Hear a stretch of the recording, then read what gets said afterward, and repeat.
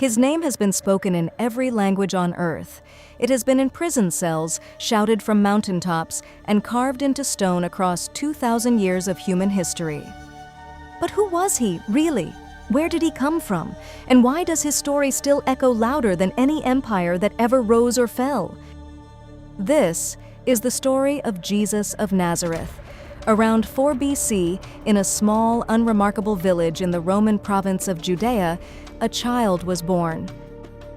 His mother was a young woman named Mary. His earthly father, a carpenter named Joseph. The village? Bethlehem, a dot on the map that no Roman general would have bothered to notice. And yet, something stirred the night he arrived. Shepherds in nearby fields, according to the gospel accounts, left their flocks in a panic, drawn by what they described as a blazing light and the sound of voices in the sky. Wise men from distant eastern lands packed their caravans and traveled hundreds of miles, following a star they believed signaled the birth of a king. But here is where the mystery deepens. Between his birth and his public ministry, the historical record goes nearly silent. The Gospels offer only a single glimpse, a 12-year-old Jesus in the temple in Jerusalem, sitting among the greatest scholars of his day, asking questions so profound that the teachers were astonished.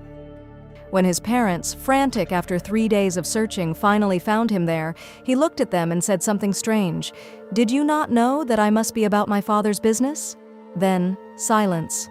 18 years of silence. He worked. He grew. He lived the ordinary life of a Galilean craftsman, until the day he didn't.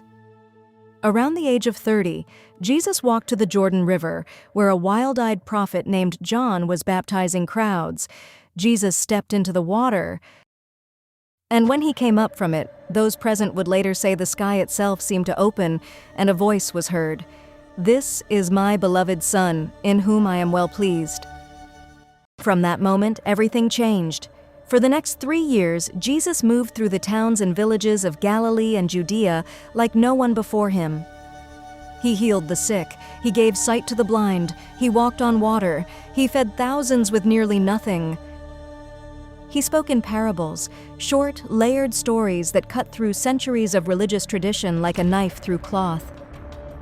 He told the poor they were blessed, he told the proud they were lost, he forgave people that his society had already condemned.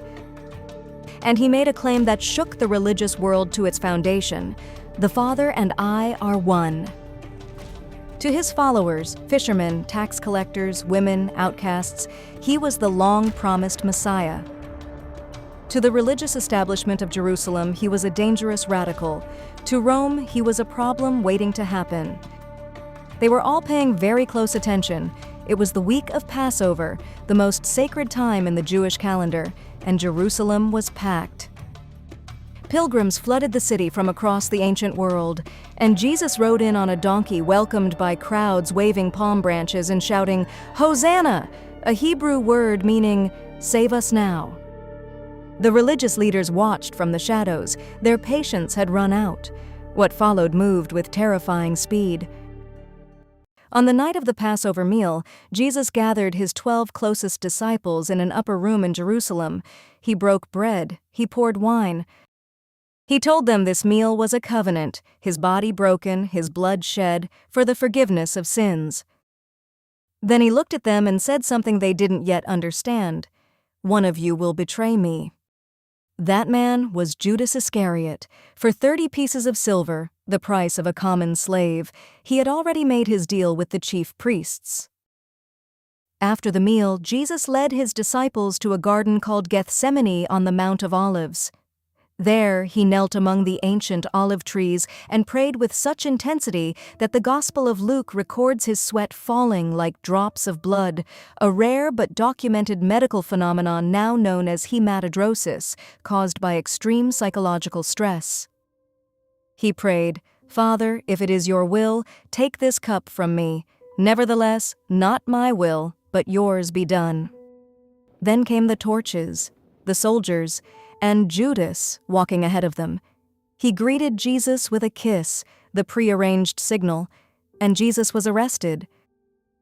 What followed was a night of kangaroo courts and contradictions. He was brought before the Jewish High Council, the Sanhedrin, where witnesses couldn't even agree on their accusations. He was sent to the Roman governor, Pontius Pilate, who examined him and found no basis for a death sentence. Pilate sent him to Herod Antipas. Herod sent him back. In desperation, Pilate offered the crowd a choice: release Jesus or release a convicted murderer named Barabbas. The crowd chose Barabbas. Pilate ordered Jesus flogged, a punishment so brutal that many men did not survive it. Leather strips embedded with bone and metal tore the flesh from his back. A crown of thorns was pressed into his skull.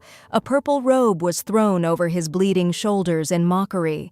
Soldiers struck him, spat on him, bowed before him in cruel jest, calling him King of the Jews. Then they handed him his cross. The walk to the place of execution, a hill outside the city walls called Golgotha, meaning the place of the skull, was barely half a mile. But Jesus, weakened from blood loss and a sleepless night of torture, collapsed under the weight of the cross. A man named Simon of Cyrene was pulled from the crowd and forced to carry it the rest of the way. At 9 o'clock in the morning, they crucified him. Iron spikes were driven through his wrists and feet. The cross was raised and dropped into the ground, and above his head, by Pilate's order, hung a sign written in 3 languages: Hebrew, Latin, and Greek. Jesus of Nazareth, King of the Jews. He hung there for 6 hours. Around noon, darkness covered the land, an event noted not only in the Gospels but referenced by at least 2 ancient secular historians. The darkness lasted 3 hours. At 3 in the afternoon, Jesus cried out in a loud voice, "It is finished," and he breathed his last. At that moment, the Gospel accounts record that the massive curtain inside the temple, 60 feet high, 4 inches thick, tore from top to bottom. The earth shook, rocks split. Even the Roman centurion standing at the foot of the cross looked up and said, "Truly, this was the Son of God." This story will continue tomorrow. Don't miss it.